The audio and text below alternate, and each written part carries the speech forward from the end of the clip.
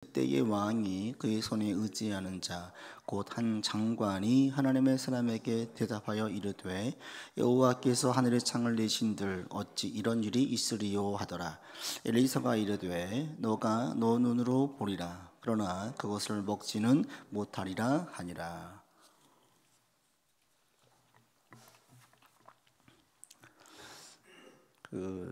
제 다녔던 고등학교가 미션 스쿨이어서 기독교 학교에서 우리 예배를 매일 드렸고, 또 선생님들이 다른 그 친구들 얘기를 들어보면 저희 학교 선생님들은 그래도 되게 좋으신 분들이 많았어요. 미션 스쿨이어서 선생님들이 욕도 안 하셨고, 그 당시에는 선생님 욕하는 선생님도 많이 계셨는데, 그리고 유머나 농담도 기독교적인 농담들도 종종 하셨어요.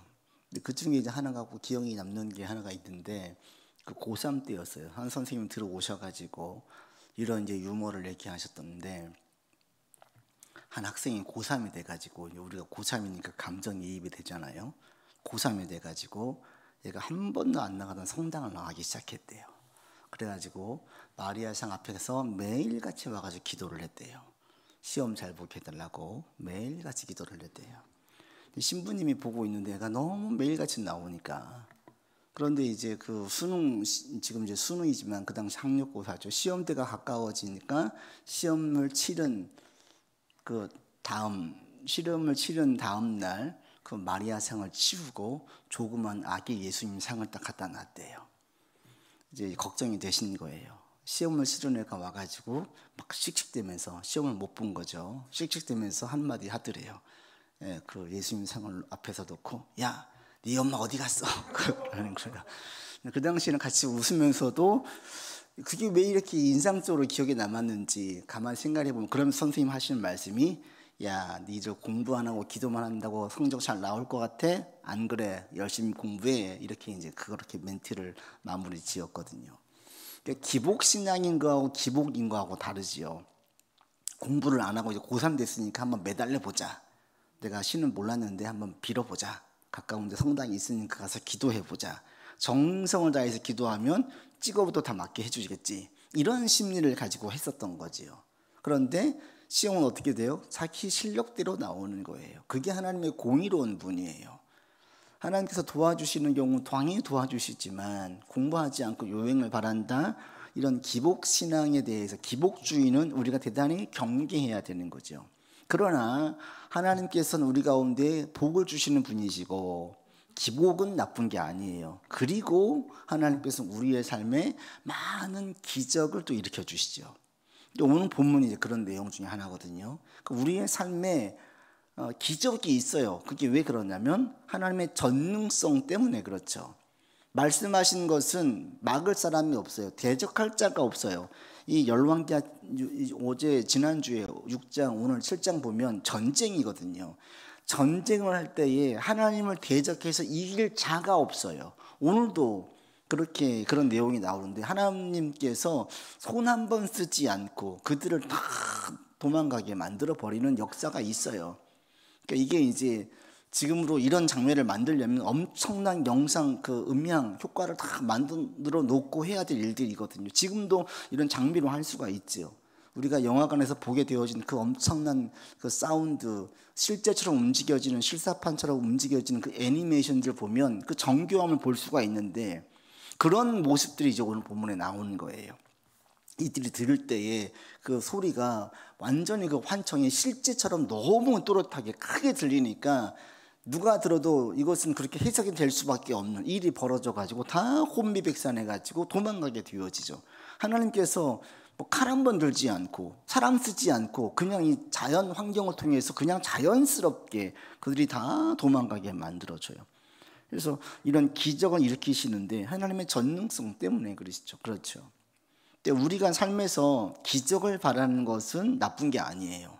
요행을 바란다면 아무것도 안 하면서 기복주의로 빠지면 문제가 있지만, 그게 아닌 하나님을 붙잡고 나아갈 때 우리가 할 수 없는 영역에서 주의 도움을 구하고 하나님 기적을 바란다는 것은 요행이 아니에요. 자녀의 특권이고 하나님은 당연히 하실 수 있는 일이에요. 그런 것들은 본문을 보게 만드는데 문제를 같이 풀면서 내용을 보겠습니다. 1번 같이 읽습니다. 극심한 기근 가운데 있는 이스라엘에게 엘리사가 선포한 메시지는 무엇입니까? 당시 상황을 고려할 때 엘리사가 선포한 내용은 실현 가능성이 얼마나 있다고 볼 수 있습니까? 7장 1절에 보시면 내일 이맘때 먼 미래 일도 아니에요. 내일 딱 24시간 지난 이맘때에 이 성문에서 고운 밀가루 한 쌀을 한 세겔, 그 세겔은 우리 그 당시에 가장 낮은 그 단위라고 볼 수 있으니까 한 쌀가 한 세겔이다. 한 세겔부터 일용자 하루 일당이라고 볼 수 있는데, 밀가루가 이렇게 된다는 것은 무슨 얘기냐면 그만큼 가격이 싸진다라는 거죠. 이것은 이제 현실적으로 볼 때는 이 상황이 완전히 뒤바뀌어진다를 얘기하죠. 근데 이게 그 6장의 내용을 보면 절대 불가능한 일이죠. 여전히 저쪽 밖에선 아람 군대가 진을 치고 있고 내부에선 식량이 완전히 없어져 가지고 바닥이 난 상태이고, 심지어 6장에 보니까 자식을 삶아 먹을 정도의 기근, 이제는 죽기 직전인 거예요. 아무것도 없어요. 다 박박 긁어 먹었어요. 아무것도 없는 상황인데 하는 얘기가 내일 마치 엄청난 물량의 식량이 들어와 가지고 고운 가루 하나, 이게 엄청나게 양식이 들어올 거다라고 얘기하는 거예요.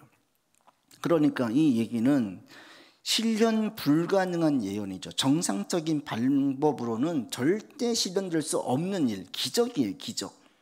그러니까 이 얘기를 엘리사가 선포하죠. 그러니까 2번 읽겠습니다. 엘리사의 메시지를 들은 왕의 장관은 어떻게 반응하며 비웃습니까? 비웃는 장관에게 엘리사가 예언한 내용은 무엇입니까? 비웃죠. 뭐라고 얘기합니까? 2절에 보시면 하늘의 창을 내신들, 하늘에 식량을 쏟아 붓는들, 이런 일이 가능하겠느냐? 안 된다라는 거예요. 그러니까 엘리사가 네가 눈으로는 보겠지만 너는 먹지는 못할 것이다 라고 얘기하는 거예요. 이 장관이 어떤 장관이냐, 2절에 보면 왕이 의지하는 장관이라고 얘기했어요. 그러니까 이 장관은 거의 자기 스스로는 왕과 동급으로 생각할 수 있어요. 아주 기고만장하고 자기의 생각을 가감 없이 그냥 툭툭 내뱉을 수 있는 그런 자신감에 차 있는 자죠. 이가 볼 때에는 말이 안 되는 얘기예요. 그러니까는 비웃는 거예요. 하늘의 창을 연들 하나님께서 하실 수 있겠느냐? 불가능하다. 이게 이 믿지 않는 자의 고백이었는데, 근데 이 장관만 그랬습니까? 아니에요. 모세도 그런 적이 있잖아요. 10가지의 재앙을 보았던 모세도 똑같은 얘기를 했어요. 이스라엘 백성들이 광야에서 고기에 눈이 멀어가지고 고기를 달라고 하니까 모세가 기가 막혀서 절망 가운데 이야기하잖아요. 그래서 이제 그때 막 하소연을 하거든요. 제가 이들을 낳았습니까? 내가 얘들의 부모입니까? 왜 이렇게 나를 힘들게 합니까? 막 하나님께 회의적으로 이야기를 해요. 하나님께서 말씀하실 때 한 달간 고기를 먹게 하겠다라고 얘기하니까 모세가 뭐라고 말합니까? 양떼와 우리 안에 있는 양떼와 소떼를 다 잡은들 그게 가능하겠습니까? 바다의 모든 고기를 모은들 그게 가능하겠습니까? 불가능하다는 거예요. 그때 하나님께서 한 말씀 하시죠. 여호와의 손이 짧아졌느냐? 아니다. 10가지 재앙을 보았음에도 불구하고 그것도 불가능한 일을 가능하게 했는데, 지금 이 현실의 문제가 워낙 크니까 그 일은 까마득하게 잊어버리는 거예요. 이게 인간이에요. 우리도 마찬가지입니다. 우리가 살면서 힘들고 어려운 문제를 여러분 한 일주일만 고생해 보세요. 없기를 바라지만 갔는데 갑자기 어떤 일이 생겼어요. 갑자기 전화가 왔는데 또 부모님이 편찮으시대요. 또 갑자기 전화가 왔는데 학원 일들이 꼬였대요. 막 이런 일들이 막 2중 3중을 와보세요. 정신이 없어요. 그러면 그 가운데에서 하나님께서 이렇게 부어주실 것이라는 소망이 생깁니까? 아니에요. 이런 어려움이 막 쌓여지면 사람 마음이 무너져요. 그래서 잠언서에 보면 우리가 어떤 문제를 가지고 씨름할 때 마음이 상할 정도가 되지 않도록 하나님께서 붙잡아 주시길 기도하라고 나오는데, 우리가 어떤 문제로 힘들어져 가지고 이게 안 되어서 마음이 상해져 버리면 그 소망이 꺾여져 버려요. 그리고 대단히 회의적이 되어져요. 무엇인가 은혜와 기적들을, 하나님의 도우심을 많이 경험하지 못하면 한번 큰 실패와 큰 아픔을 경험하게 되어지면 사람이 상처를 덜 받으려고 수비적인 방어적인 자세로 회의적인 태도를 보여요. 회의적인 태도가 뭐냐면 상처 안 받으려고. 또 기대했다가 또 꺾여버리면 또 상처가 되니까 회의적인 태도로 나오는 거예요. 그래서 우리의 삶에서 작은 승리들이 많이 필요하고요. 하나님께서 베푸신 기적들을 잊지 않고 기억하는 게 대단히 중요해요. 그래서 우리가 지난번에 추수감사주일도 이제 그런 맥락에서 드렸고, 하나님께서 이스라엘 백성들에게 반드시 잊지 말고 지켜야 될 절기 중에 하나를 유월절로 세워놓으신 이유도 여기에 있어요. 유월절을 지키면서 하나님이 어떤 존재인지, 너희가 어떤 존재인지, 하나님께서 너희에게 어떤 일을 행하셨는지를 절대 잊지 말라는 거예요.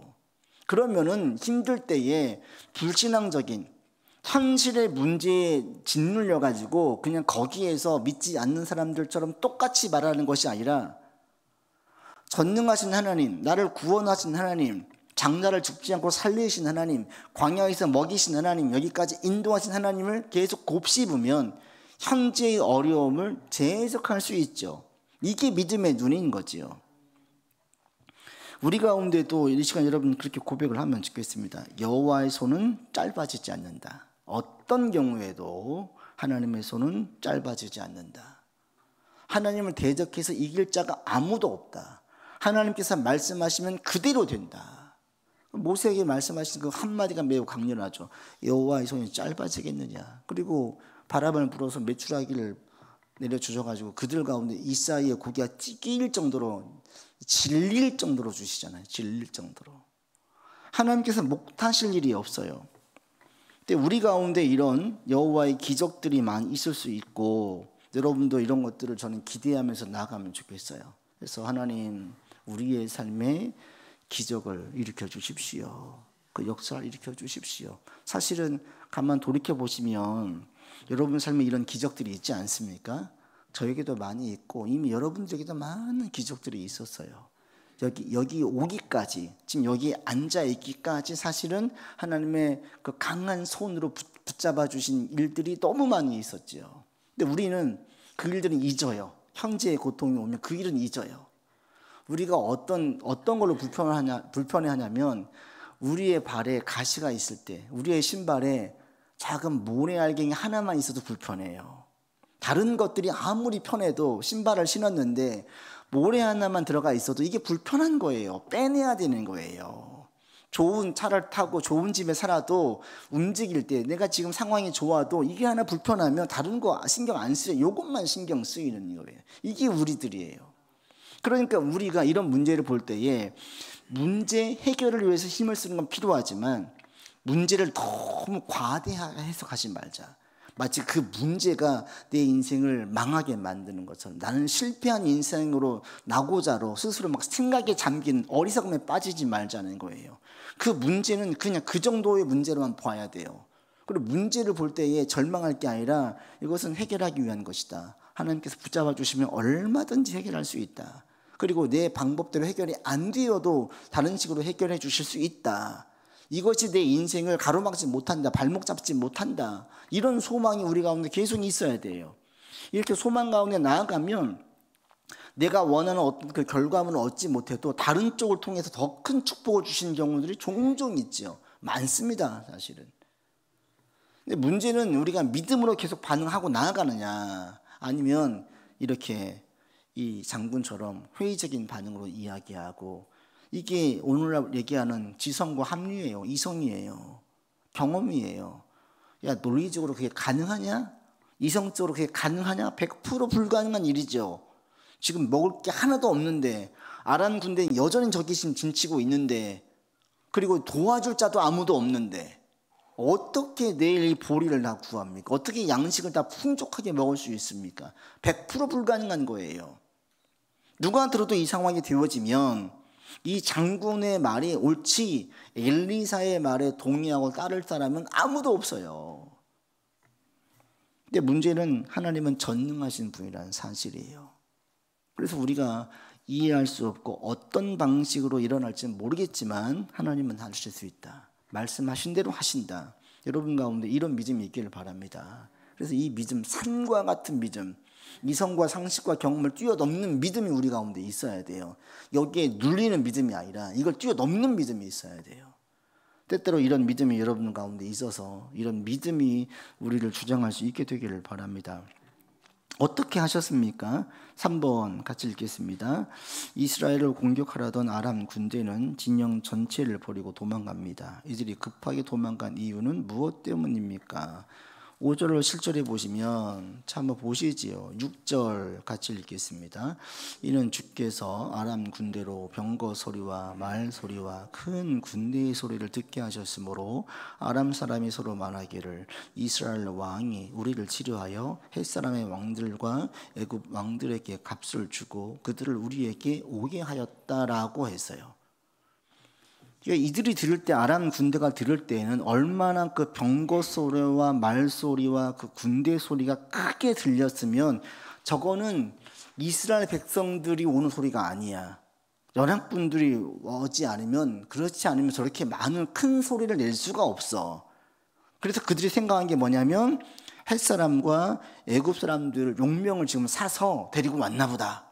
근데 그 수가 얼마나 많으면 저렇게 큰 소리가 날까? 그러니까 이런 소리를 인간이 인위적으로 만들려면 엄청난 스피커를 달고 우퍼를 달아서 막 크게 진동음을 내고 이렇게 해가지고 사람들이 속이게 해야 되는 거예요. 근데 하나님은 그냥 하시는 거예요. 우리가 천둥 번개 칠 때 깜짝 놀라잖아요. 이 소리가 우리가 감당할 수 없는 큰 소리가 나오지면 놀라게 돼 있는 거예요. 지금 이들이 들을 때는 감당할 수 없는 그런 큰 소리가 들리는 거죠. 이런 소리는 엄청난 군대가 아니고서는 날 수 없는 소리다. 그러니까 어떻게 합니까? 거기 있는 것들을 7절 읽겠습니다. 해질 무렵에 일어나서 도망하되 그 장막과 말과 나귀를 버리고 진영을 그대로 두고 목숨을 위하여 그냥 내뺐어요. 다 두고 도망간 거예요. 칼을 하나 들 필요가 없어요. 이게 하나님의 역사인 거죠. 하나님께서 하시고자 하시면 못하실 일이 없어요. 하나님은 전쟁에 능하신 분이고요. 하나님과 싸워서 이길 수 있는 인간은 없다. 인간이 아무리 뛰어난 그 무기를 만들어도 하나님 앞에서는 아무짝에도 쓸모가 없어요. 하나님께서 그 전자파, 그 전기 하나만 못 쓰게 만들면 지금 무기들 다 무용지물 아닙니까? 천둥 번개를 통해서 그거 하나만 꼼짝 못하게 만들어버리면 아무짝에도 쓸모가 없어요. 인간이 아무리 많은 기술을 가지고 아무리 능력을 발휘를 해도 절대 하나님을 대적해서 이길 수가 없다. 우리는 계속 하나님 편에 서 있기만 하면 돼요. 그러면 승리는 나의 것이에요. 그래서 내가 할 때 하나님 도와주세요가 아니라 하나님 편에 내가 서 있는 것만 보면 돼요. 그러니까 이게 그래서 우리가 말씀을 붙잡는 이유가 여기에 있잖아요. 말씀을 따르는 것이 하나님 편에 서는 거니까. 말씀대로 살면 인생이 풀린다니까요. 말씀과 세상을 짝하해서 같이 반반 가니까 이게 제대로 흐릿하게 안 보여서 그렇지. 말씀만 따라 보십시오. 분명히 줍니다. 그리고 힘든 시간도 있겠죠. 그러나 분명히 기적을 보여주세요. 그래서 이런 일들을 일어나게 만들어 준다는 거예요. 그래서 여러분도 계속해서 하나님 편에 서서 하나님만 붙들고 주의 말씀을 붙들고 나가시는 자 되기를 바랍니다. 그리고 누가 제일 전쟁에 능하냐? 하나님이시다. 내가 하나님 편에 있으면 반드시 승리는 나의 것이 된다. 여러분도 이런 믿음으로 나가셔가지고 우리가 일상에서 자꾸 승리를 보셔야 돼요. 작은 승리를 맛본 자들이 큰 승리를 기대할 수 있고요. 작은 승리를 맛본 자들이 문제 앞에서 주눅들지 않고 무너지지 않을 수 있어요. 근데 일상에서 그런 경험들이 계속 있어야만 해요. 여러분 가운데 이런 일들이 있기를 바랍니다. 4번 보겠습니다. 같이 읽습니다. 아람 진영의 변화를 이스라엘에 알린 사람은 누구입니까? 이런 변화가 있었는데 누가 알립니까? 이 나병 환자죠. 나병 환자. 3절에 보시면 성문 어귀에 있었다. 이들은 그 마을, 그 이스라엘 공동체 속에 들어갈 수가 없었죠. 율법에 의해서 나병 환자는 마을에서 떨어져 살아야 됐어요. 그러니까 이 사람들은 그 동네에서 사회적으로 완전히 버림받은 자들. 아이러니하게도 그들이 좋은 소식을 전하는 거예요. 그들이 가서 보니까 기가 막히죠.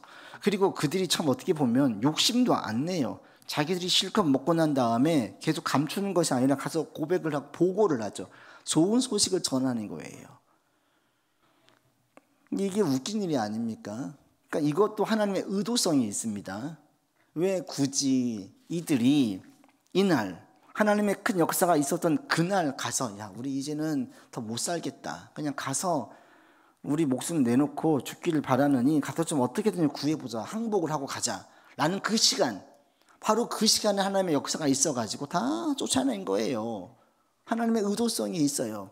그러니까 이 나병 환자였던 이 사람들을 통하여서 좋은 소식을 전하게 하는 거예요. 오늘날 복음을 누가 전해요? 예수님의 제자들 대부분 누구였습니까?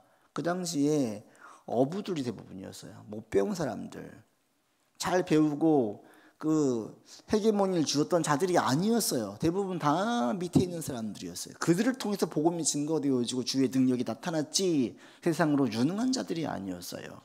오늘날도 똑같아요. 하나님은 누구를 통해서 주의 복음을 증거하십니까? 매우 평범한 사람들.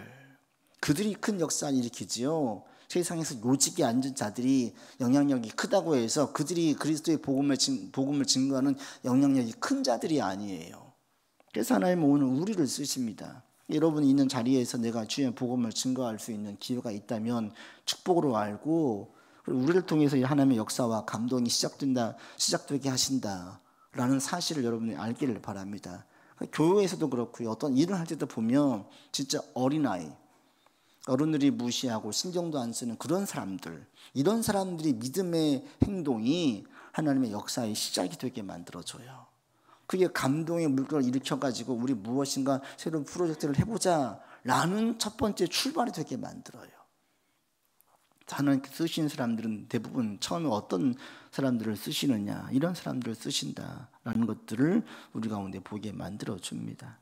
5번 같이 보겠습니다. 아람 진영의 소식을 들은 왕은 어떻게 해석합니까? 진화 중 한 사람이 내놓은 의견은 무엇입니까? 이 왕의 고백을 보면 이 절망의, 이 극심한 절망과 두려움에 빠져 있을 때 나오는 고백이에요. 왕은 어떻게 해석을 합니까?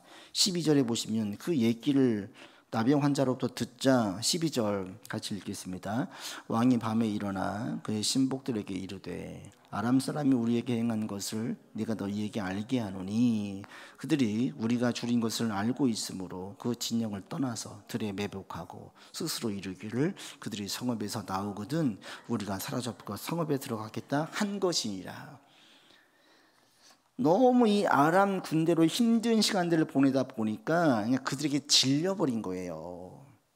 이들이 갈 거라고 무서워서 도망갔다는 생각은 추호도 할 수가 없는 거죠. 그러니까 그들이 와서 보고하는 건 현실을 볼 때 이건 함정이다.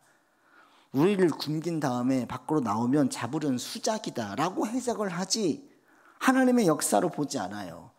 이게 바로 영적으로 어두워진 자들의 표상이에요. 표상. 어두워진 자들은 이렇게 얘기를 해요. 하나님의 말씀은 기억하지 못해요. 엘리사가 했던 얘기들, 바로 이 5장에서 충분히 이런 많은 기적을 보였음에도 불구하고 다 잊어버려요.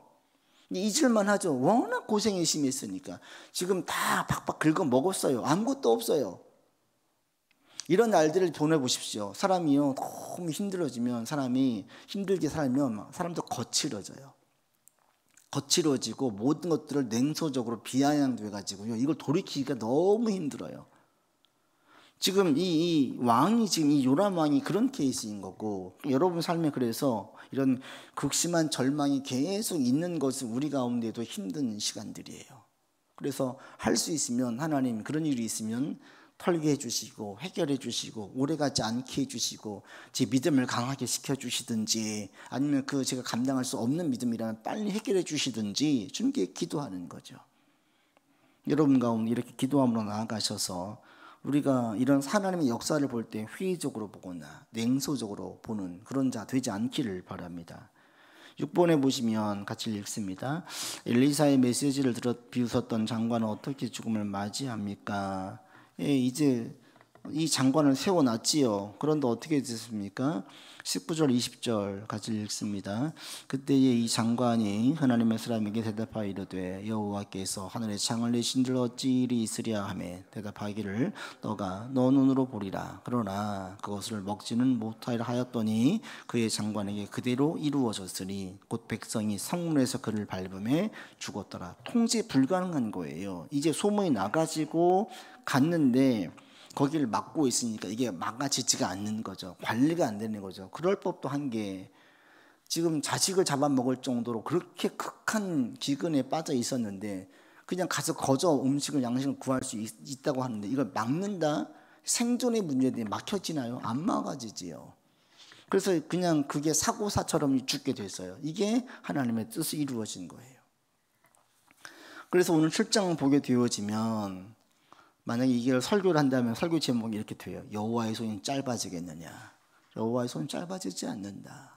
하나님의 능력은 인간의 상상, 상식, 경험, 이성, 논리 이 모든 것들을 초월한다.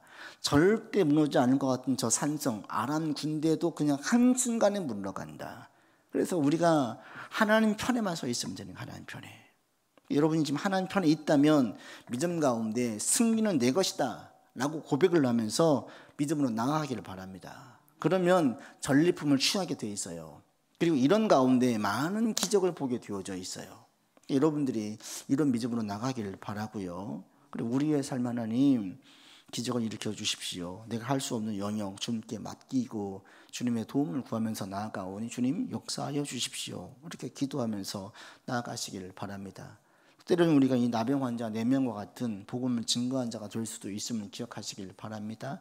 그래서 주님 기회가 있을 때 주의 복음을 증거하는 자로 서게 도와주시고 이 복된 소식을 증거하는 자 이게 얼마나 귀한 자리예요. 많은 사람을 살릴 수 있는 자리인데 그런 자를 우리가 쓰임받기를 원합니다 라고 기도하면서 나아가시길 바랍니다. 또 장관과 왕을 보면서 믿음 없는 자들의 모습이 어떠했는지 고난에 눌려 있었던 왕이 어떠했는지를 보면서 우리의 신앙의 회의나 냉소나 부정적인 자세나 말과 행동이 나오지 않도록 우리가 깨어 있기를 바랍니다. 이 부분들을 함께 놓고 기도하고 마치겠습니다.